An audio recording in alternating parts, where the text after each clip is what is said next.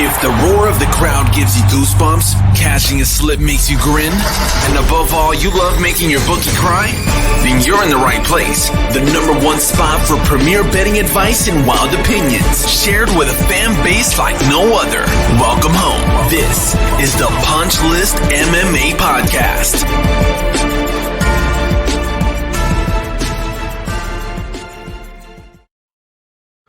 What's going on, ladies and germs? We're back. Not the normal Tuesday release, but still getting something to you on a Wednesday. Tried to give myself a day. You know, I naturally got the audio velvet anyway, but I got a bit of a sore throat, something upper respiratory, got a bit of a kickety cough going on. So you'll hear me clear my throat, which sucks, I know. I'll also be really nasally, boogery, and sound like I have a mouthful of mashed potatoes because my body continues to fail me. It's just not, I can't make heads or tails. Anyway, let's recap what was a fantastic night this past Saturday, UFC 295 taking place in New York City, Madison Square Garden, headlined by Jiri Prochazka and Alex Pereira. What did we do? We sat down, we gave out, the pejorative we, all of us, Punchlist Nation, sat down and we threw some darts at the board, right? We threw 9 bets total up. And here's the best part about it. All 9 of those bets cashed. All 9 of them cashed. We went perfect, clean sweep. We add that to the Nicholas Dalby Chao Pareo play from the week prior, and we have now hit our last 11 bets in a row. UFC 295, we brought home 42.39 units. 42.39. We brought home 11 units on the Sao Paulo event. So I'm just going to go ahead and throw this out there. You already know 53.39 units in the last 2 events alone. A return to form, perhaps? Maybe not. We shall see. Alex Pereira knocked out Jiri Prochazka. Some people think the stoppage was a little premature. I can get on board with that. But even Jiri said, 2-3 seconds, it doesn't really change the outcome that much. So he's kind of in on board with it. What else do we have? We had in the co-main event, we had Aspinall versus Pavlovich. Dude, under 1.5 at -200. That's free money. That's free money, free 50% ROI right there. That's what that is. And we cashed. Benoit Saint Denis got the win over Matt Frevola. And look, this is what we talk about, right? We've said this. Anybody that listens to the show for a long period of time, domino effect is real, man. Domino effect is real. We were on the Jamal Emmers, Dennis Bazooka fight doesn't go the distance. That was at plus money. Jamal Emmers goes out there and sleeps Dennis Bazooka in the very first round. Who is that a teammate of? Sadim, Sadim. I don't. Goodness gracious. I can't remember the kid's name. What the hell? Why is my brain? I just literally went full blank. I wanted to combine 2 fighters there. That's not what we're supposed to do. This is bad radio. Give me a second here. I'm losing my mind here.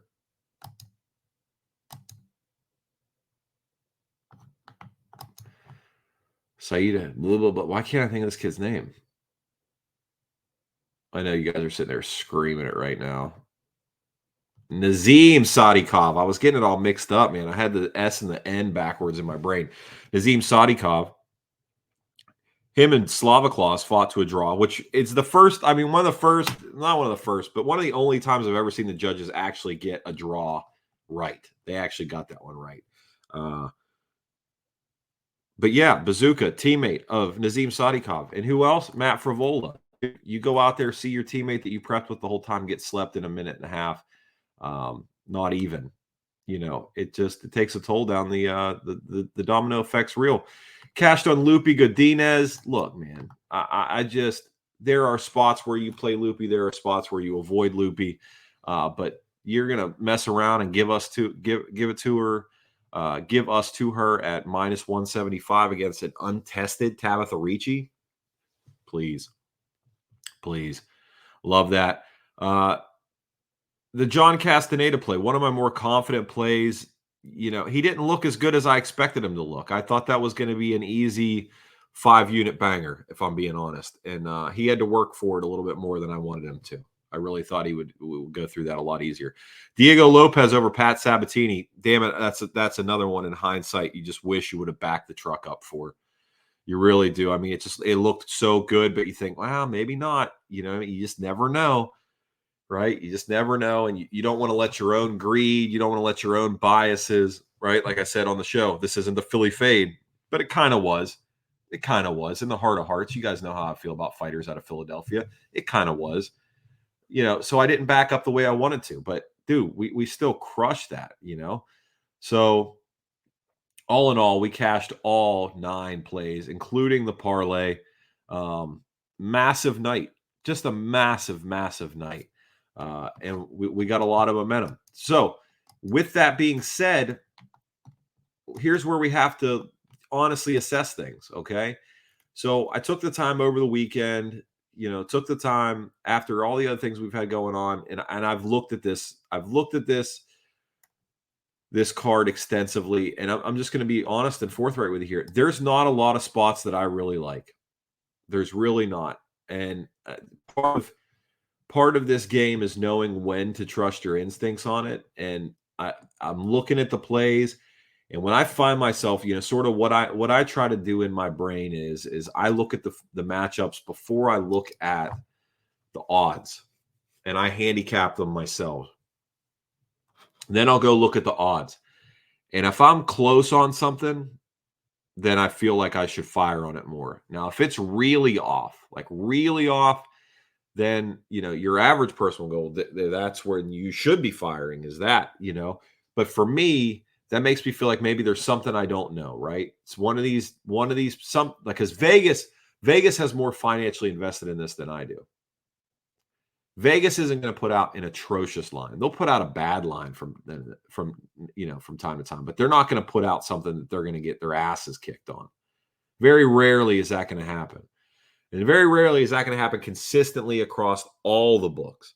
So when I look at something and I think, oh, man, they should be a huge favorite there, and they're actually an underdog, I'm like, yo, what am I missing here? And there are a lot of those this week, a lot of them, which really is making me go, I don't know if this is something I need to be reassessing or what's going on here. So I'm going to slowly back away from this event with my hands held high here.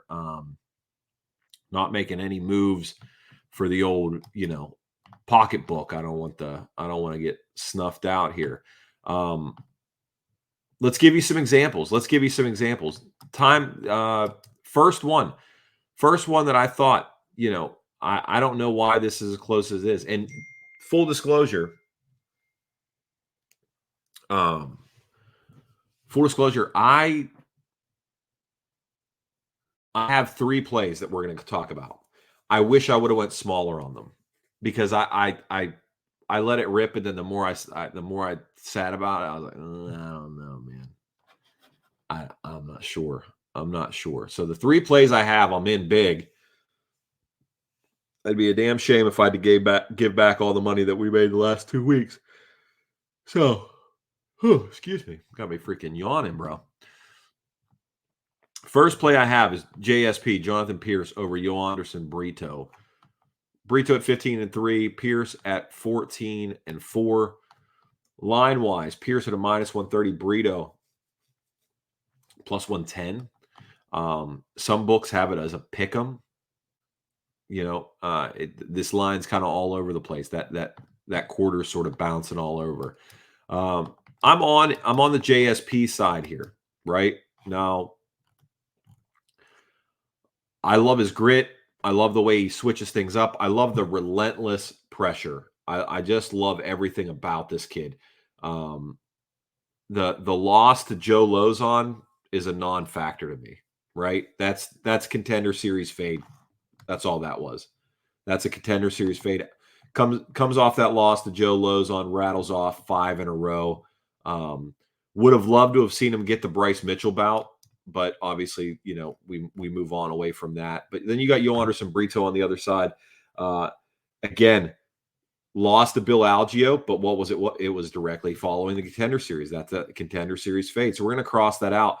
But then his wins are over Andre Feely, Lucas Alexander, and Weston Wilson. Now, I know the Weston Wilson thing was like a very last-second step in. He was like a minus 800 favorite.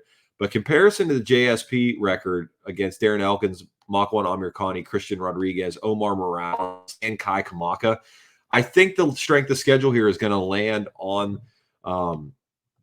the side of JSP. I just wonder about the inactivity. It's our first time seeing him fight this year. It's been almost a full calendar year since we've seen him. Brito obviously has been a lot more active in that absence. We saw him beat Weston Wilson back in July. Still a couple month layoff, but Joe Anderson Brito's 28 years old. That mug looked like he's 47. He looks 47 years old. That looks like somebody, you call him Uncle Joe Anderson. Like that dude is an uncle. That dude is old, man. I want to see a birth certificate. There's no way in hell this dude's 28 years old. I'm 38 and look 48. This dude's 28 and looks 58. What is in the water in Brazil ages you like this? This dude he looks like he's made out of petrified wood. Jeez, oh man. Anyway, I'm on JSP money line here. Strength of schedule, relentless cardio, relentless pressure. The same thing that got Bill Algeo the win, I think, is what gets JSP the win. He just has to be short. We got to be sure he doesn't get caught with an uppercut because he shoots sloppy, sort of lean down, Ben Askren style takedowns. We don't want him to get caught with something coming in. We don't want the neck to get squeezed. Other than that, I think we get him out. I think we walk out of this with the W. With the W-ler, I think we get out of it with the W-ler. Next play I really like. Nicholas Mota taking on Trey Ogden. I don't mean to sound like a Trey Ogden hater, although I do spit a lot of hate towards Trey Ogden, and I'm sure, a lot of it might be unfounded, but when it comes to this dude, I don't know if he's a UFC level talent, if we're being honest. Lost to Jordan Levitt, lost to Ignacio Bahamondes, the win over Daniel Zellhuber. I lost money on that fight. I'm not gonna lie, I did. I was on Zellhuber there, but I think everybody was really. I question.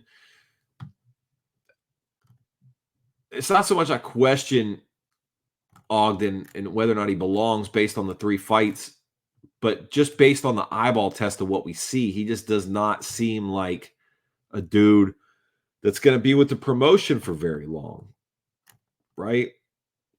He's in his mid-30s, clearly not going to make a run at anything. Excuse me, not really going to make noise anywhere. I don't really know what the expectation for a guy like him is career-wise at this point, besides collect a couple checks and go away. I think this might be the end of that. Losing 3 out of 4. Yeah, I mean, your initial 4-fight deal, and they give you Nicholas Mota right off as the last one. I think they're trying to tell you something, right? I think they're trying to tell you something you might not be wanting to tell yourself.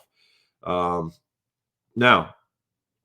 that said, on the Nicholas Mota side, he lost Miller, but you got that veteran old man work there, right? That old man beat you up. Then he beat the shit out of Cam Van Camp. We knew that was coming. But then he took the L to Manuel Torres. Now, to be honest with you, that is not something that I saw coming. I was on the Mota side there. Now, when I look at a guy like Trey Ogden, who's that stiff, non-flowy, rigid style fighter, I mean, he echoes the same skill set of a Cam Van Camp. So I'm going to take Mota here. I'm going to take Mota, getting a good line on him still, which, again, I don't understand which is why I wish maybe I didn't go as big as I did on it. You know, maybe I'm due to learn a lesson here. Maybe I am. Maybe I am. I don't know. Nicholas Moda minus 128, minus 130. Pick him with Trey Ogden. I mean, this is the loser gets cut fight for sure. I mean, it's both of them their fourth fight. Both of them are 1 and 2. They're fighting for the job. They're fighting for their job. So give me the young Iron Nicholas Moda here. Let me get him over old ass Trey Parkin. I think he just has a little bit more tread left on the tires. And then the last play that I have for is Brendan Allen money line. Now, Brendan Allen money line. Brendan Allen opened up at like a minus 250. Those of you that follow me on betmma.tips, you know that whenever that became available a couple weeks back, we locked that in. That bet has been sitting there for weeks now. I've got a max unit on Brendan Allen over Paul Craig here. Now, do you love some of the things that I've been hearing Brendan Allen say leading up to this fight? No, I don't. I don't really love when I hear fighters talk about, you know, big fights up ahead of them, championship aspirations when they're barely ranked, things like that nature. Like, you know, I've always been better than everybody else. I'm so good. I just need to get out of my own way. All this stuff. Some of that's okay, right? Some of that you got to believe it. There is a certain level of arrogance that needs to exist to be a professional fighter. Agreed on all accounts. I just don't love the what's next talk. I really love when a guy says, you know, I'm dialed in right now. We'll assess after the fact.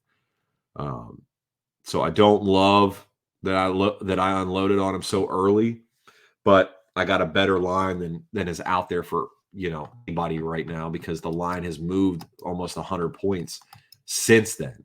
So good luck, right? Good luck. This is kind of where it pays. Doesn't pay, or well, I guess you could say it pays. Excuse me, to follow along. I'm not telling you guys to follow me on betmma.tips because I want you to bet how I bet, right? But you know, that was something that was brought up months ago by you guys, or really almost a year ago now, where you wanted transparency, right? You wanted third-party tracking, so that way it's not like I'm sitting here going, "Oh, I went 9-3 for 180 units, blah blah blah," and there's no tracking for it, right? We can track, you know, this audio exists forever. We can go back, we can check the receipts and see when something was said. But if you want to ascribe a monetary value to it, right, we have to have some sort of third-party tracker. So you asked for the third-party tracker. I spent this whole year loading as many of the bets in as I possibly can, tracking everything, even when I was getting pumped. Now we're doing the pumping. You know, it highs and lows. It's all there. You know, it's in there. If you can't read numbers, it's in there in a graph. You can see the graph. If you don't understand graphs, it's in there. You can change the color. So you make the good color is this, the bad color is that. You can do whatever your little crayon eating heart desires to help you understand it better. It's there. So that's why we're tracking that. Okay. Now, let's talk about some fights that I thought were going to be wrong. You want to know why I think Brendan Allen's going to beat Paul Craig? Well, one, it's at middleweight. So I know Paul Craig, but it's only his second fight at middleweight. So let's see how he does there. Two, I think as good as Paul Craig is, I think Brendan Allen's good enough on the ground that he's not going to fall victim to the same dumb shit that Paul Craig gets these people with, right? Pull guard, overhook that arm, throw for the arm bar. I just don't see it, right? Paul Craig loves to drag you in his guard, loves to throw that overhook, loves to isolate that arm, start working his sweeps and go from there. I think Brendan Allen's good enough, and I would anticipate Brendan Allen being disciplined enough to not chase Paul Craig to the ground. I think we see a good portion of this fight where Paul Craig's on his back, inviting Brendan Allen down, and Brendan Allen's just kind of standing on the outside while Paul Craig sort of kicks out to his knees. I think we see a lot of that. Okay. Brendan Allen, just money line there. Those are my only 3 plays. I'm trying to stay away. And again, I wish I would have went smaller on them because these are not super high confidence plays. So my 3 plays for this event: Brendan Allen money line, Jonathan Pierce money line, Nicholas Mona money line. Those are the 3. All right. What fights did I love when they were announced, but can't believe that the odds are what they are? Jake Matthews versus Michael Morales. Michael Morales is a minus 300 favorite over Jake Matthews. Guys, Jake Matthews is even though he calls himself the Celtic Kid, has been around for a coon's age. This dude has been around through it all, right? Losses, Kevin Lee, okay. Andrew Holbrook, that was a bad loss. Yes, we'll agree there. But Anthony Martin, Sean Brady, and Matthew Semmelsberger, those are good losses, man. He's beaten everybody else. Velisovic, Zhang Liang, dude, Emil Meek, or Meck rather, the Diego Sanchez one, we can throw that one away. Diego was doing all kinds of weird shit, acting like he was a rooster. We can throw that one out. But beat up Andre Fialho, beat up Darius Flowers. He's taken on Michael Morales. Yeah, Michael Morales undefeated 15-0. But hardest fight in Michael Morales' career was against Max Griffin. Outside of that, who's he beaten? Adam Fuggett and Trevin Giles. Come on, man. That ain't it, right? That's not it. Officer Trevin Giles and Fuggett. That's it. And we're putting him at a minus 300 over Jake Matthews. I would ask you, where do you think he's going to get that done? Where do you think he's going to get it done? So I saw this and I was like, oh man, we're going to get it. I like Jake Matthews in this fight. I really do. I think this is great. Now I just need to see him at like the minus 180, or I'm sorry, plus 180 spot, plus 150. And I'm ready to rock 'em, sock 'em robots. Dude, let's roll this thing. I get on the books, bro, and it's plus 225, plus 260 on Bet Online, plus 260. What don't I know? What am I missing? What am I not seeing here? Like, where do we warrant this line? Where does this type of data come from? Make this make sense to me. That don't make sense to me, man. I'm staying away. You guys got me shook off of it. If that's the tactic to shake people off, success, bro. Success. I'm shook. That's it. I'm like a deer looking at a bait pile. I don't know what to do here. Should I eat this? Should I back away? I'm scared. I'm scared, man. I'm not touching it. It makes me feel like I don't know something. So I'm staying away. I'm staying all the way away. Second one. Second one I don't get. Make it make sense. Lucy Pudilova, Eileen Perez. Bro, make that make sense to me. Make it make sense. Eileen Perez, a minus 185 to Pudilova's plus 160. What? How? How does this, on what world does this add up? What did we see in Eileen Perez's last fight that warrants that line? What is this? She beat Ashley Evans Smith. Ashley Evans Smith that hadn't fought in like 2 years because she was doing OnlyFans and podcasting and stealing furniture off of porches after responding to ads on Craigslist. She comes out there and beats up Ashley Evans Smith. All of a sudden, we think she's going to beat Lucy Pudilova. Why do we believe this? Because Pudilova came out and lost to weird, awkward ass Jocelyn Edwards. That's why. That's why we thought that. Bro, I don't know, man. I'm confused. I'm really confused. We've seen Pudilova before, right? Her second stint. This is now her second stint with the promotion.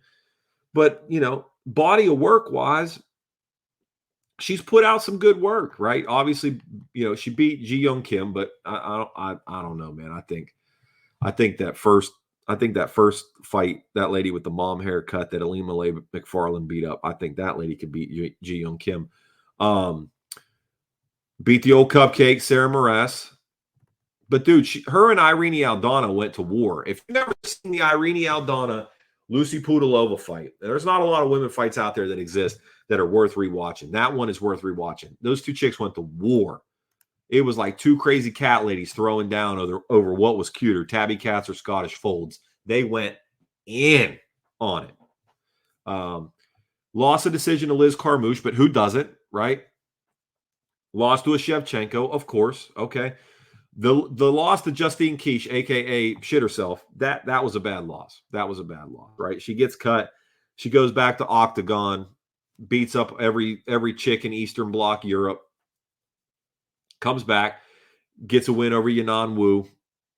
Then she takes that L to Jocelyn Edwards. Now, Jocelyn Edwards is a weird out for everybody because she just stands back with them super thick legs and just pumps teep kicks. Very tough. She didn't seem to be able to find second gear in order to get that rolling. But again, nothing here that makes me think that Ali Perez should be a minus 185, dude. What am I missing? Now, it's the women's science for sure, right? Trust the women's science. Go women's underdogs. But dude, like maybe just one unit on it. Like maybe one unit on Lucy Pudilova here. Maybe I shouldn't be stingy. Maybe I won't be stingy. Maybe I'll do one unit on Lucy Pudilova. I may have talked myself into it, talking it out with you. But yeah, that's really it. Those two really jumped off the page. Chase Hooper, Jordan Levitt, that's a weird line for me too, because that fight will be grappling. Chase Hooper's almost a minus 200, minus 220. My bookie has Chase Hooper at minus 240. I don't know, man. I don't know about that. Should Chase Hooper be a minus 240 over anybody? Ask yourself that with an honest heart. I don't know. I really don't know about that. So because I, like I said, I look at the matchups, I handicap them in my head, then I go look, and when I'm close on, I fire on. I'm real off this time. So I'm just going to do the reasonable, responsible thing, and I'm just going to stay away. I'm just staying away. So I'll go ahead. I don't know about the Pudilova fight. I may add Pudilova for one unit. That's it. One unit at the plus 160. Maybe. Possibly. We'll see. We'll see. I want to thank everybody that listened to the show last week.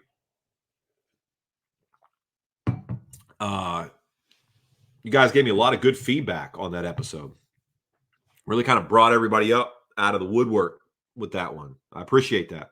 As always, if you ever want to get in touch with me, chat at punchlistmma.com. Again, chat at punchlistmma.com. Somebody, hold on, I got to throw my man out there. Wait a second. We got to, this deserves it. Now, I hope your old lady doesn't listen to this. I don't want you to get in trouble if she does. But let me go to my history here. Shout out to my man, Victor. My man, Victor, looked me up on Venmo. I've never given y'all my Venmo ever. My man, Victor, looked me up on Venmo and gave me a dono. Hit me with the dono on Venmo for the podcast. Victor, you ain't got to do that, bro. You don't have to do that. None of you guys have to do that. Now, am I going to say it's not appreciated? Bro, of course it's appreciated. Dude, of course it is. Of course it is. If you want to bless the Venmo at D-lip, D-lip, by all means, go ahead. Listen, I've been doing the show for years now, literal years, right? I've never asked y'all for anything outside of reviews, right? Maybe support the show by supporting the show sponsors back when we were in the good graces of the church and we had them, but we don't have them anymore. So, I never ask anything of y'all. Never. I mean, I may say if you like, subscribe, share, all that kind of stuff, but I'll never, man. But if you want to, I mean, that was appreciated. That made my day. I called my wife. I was like, you're never going to believe what just came across my Venmo. Somebody donated to the show. She was like, what? That's what I said. What? Didn't make any sense to me. It was appreciated, though. The emails are appreciated. The support is appreciated. I get emails every time somebody follows along at betmma.tips. If you're wondering why I push this, and I don't mean to push it, but again, it's just you asked for it, so that's why I'm saying it. on betmma.tips, that's a website, right? betmma.tips. There are 5,906 handicappers on there providing picks. 5,906. We are currently, us, Punchlist Nation, we are currently in 63rd place out of that 5,906 active handicappers. I'm pretty happy with that. Now, in my heart of hearts, I know I'm number one. I know I could be number one, but here's the thing. Here's how it lists these folks, right? It lists it by units of profit. And there are some cats that have been on here for years that are so far ahead, you're going to have to be making some Megalodon plays every week to play catch up. You know what I'm saying? So it's not our speed, right? It's not our speed. So we bet responsibly. We bet with frugal, fiscal, financial focus. And in that short period of time, just in this year alone, we've gone from last to 63rd. So, you know, that 5,800 and some change, y'all are playing catch up. You guys are playing catch up, man. But we're going to try to keep it rolling here, right? We're going to try to keep it rolling. And I'm this is not throwing shade. Those of you that have been day one riders, you know, when we're going, we're going. And a lot of these other cappers that are out there that are talking all this and saying all that and providing these things, they're on this website too. And I challenge you to look on this list and track their plays at what because they're third party tracking. See what they're really betting. See what their win percentages really are. Because we're still making plays even when we were getting our asses kicked. And we're still making plays now that we're kicking ass. The tune doesn't change. And I think you'd be surprised at how many are on the podcast sphere, on the rotations, on the thing saying that they're doing this or doing that, or they talk and they make no acknowledgments of how good, or they make acknowledgments when they do good, but not necessarily when they do bad, or the severity in which they're doing bad. There's some work to be done in the integrity department with some folks out there. Some. You also be surprised how many people are throwing out and betting 15 to 30 plays an event. All kinds of crazy props. All kinds of stuff. Some dudes are profitable, right? Because they hit a plus 3,300 somebody by knockout in round 3 prop. Meanwhile, they drop 14 other plays. They hit that one, and it salvages the night for them for like +2, +3 units, right? And then they're getting on the Instagrams, getting on the tweeters, and going +2 units profit, baby. Yeah, but you missed 14. You got 14 things wrong, right? I mean, if I go to the range and I shoot my shotgun, or I shoot a shotgun at a target, and one piece of bird shot hits the target, I'm not going to go, bro, sniper, baby. Sniper. That's not the way that works. Now, there's times in betting when that is the way it works. 100%. Money is money. Green is green. Do you.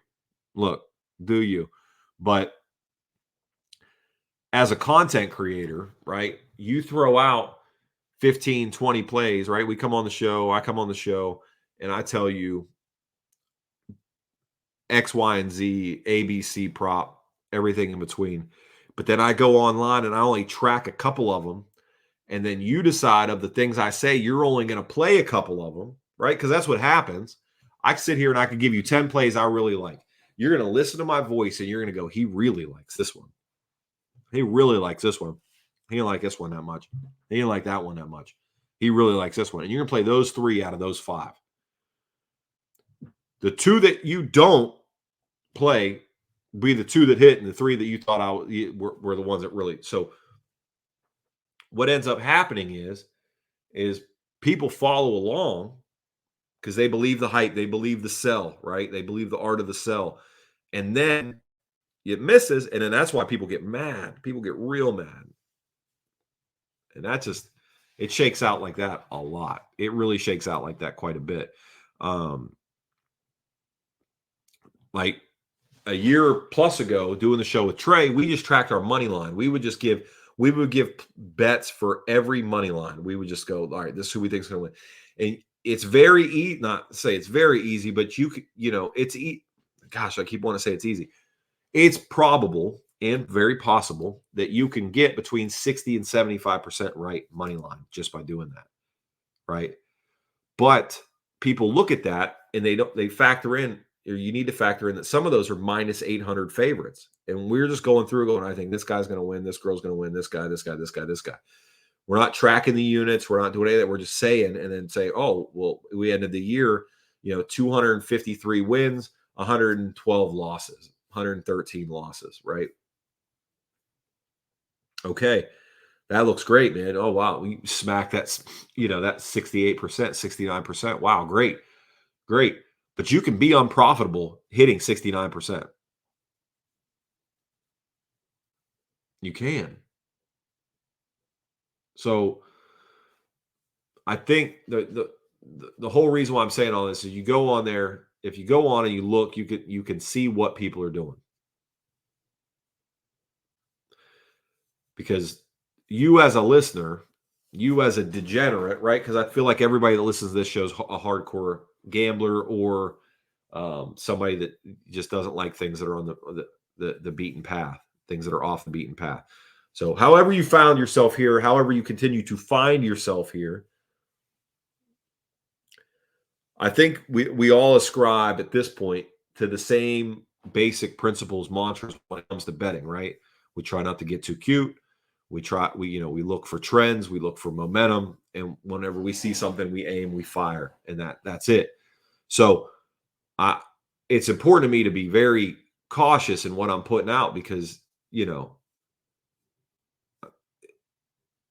I'm not saying you're going to play everything I put out, but if you do, I would at least like to have it come from a position of being genuine, right? Like I genuinely thought that was going to hit. I'm not just flinging shit up against the wall and seeing what hits, right? And then being happy when like you being like, oh man, I'm great, right? Well, I missed 11 of the plays I said, but that Paul Craig round 2 submission plus 1900, that hit, bro. But every other read you had for the day was wrong. You lucked into that. And betting is lucky at times, but anyway.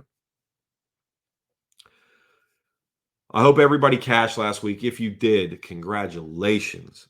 Congratulations. I'm overwhelmed, overjoyed for you. Hopefully that gave you a little bit of extra money going into the holidays because Lord knows ground beef is $14 a pound right now. So y'all are going to need it. I haven't even looked at turkeys yet this year, bro. I don't even want to know what a freaking turkey's going to cost this year. Apparently inflation's down. Even though the Fed keeps printing money, apparently inflation's down, right? We got it all under control. Ground beef, $14 a pound. I don't even want to know what turkey's going to be this year.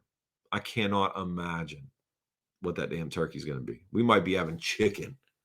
We might be having chicken for Thanksgiving this year. It's possible. It's possible. But anyway, I hope you cashed. I hope you made some money. Good luck to you this weekend. Good luck to you this weekend. If you want to interact in any way, shape, or form, chat at punchlistmma.com. Shout out to everybody that continues to support the show. I love you and I appreciate you. I do. You can like, you can subscribe, you can share, you can do all that stuff. You can leave a review on Spotify or iTunes or whatever. And shout out to all my Spotify people. I had a couple Spotify people hit me up this week, actually. You guys are the hardest demographic to track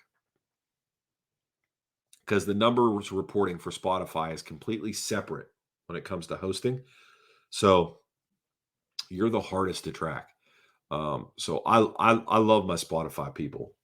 I love my Spotify people. So I appreciate you. I appreciate your encouragement. I hope you guys all have a great rest of the week. Have a great, safe, and profitable Saturday. We got Brendan Allen versus Paul Craig. You heard the plays. Bet responsibly. God bless you, and we will see you guys next week.